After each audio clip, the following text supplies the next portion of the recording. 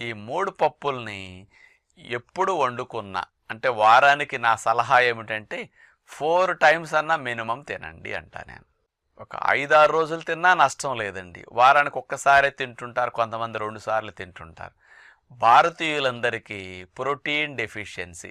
మాంసాహారం తినేవారు కూడా కందిపప్పు తినండి, పెసరపప్పు, శనగపప్పు తినండి. ఎందుకంటే మాంసాహారంలో ప్రోటీన్ ఉన్నప్పటికీ దాన్ని వండుకునే తీరులో నూనెలు, మసాలాలు వేయటం వల్ల ఆ ఘాటుకి ఎక్కువ కూర తినలేం మనం, కొంచెం కూర తింటాం.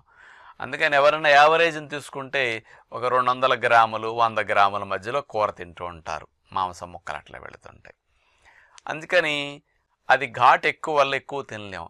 అదే పప్పు అనుకోండి, కొంచెం వేసినా ఉడుకుతుంది, కాస్త రెగ్యులర్గా తింటాం కాబట్టి దీనివల్ల ఇబ్బంది అసలు ఉండదు. ఏ సైడ్ ఎఫెక్ట్ లేకుండా తేలిగ్గా వచ్చేస్తుంది. మాంసం అరగటానికి 7-8 గంటలు పడుతుంది.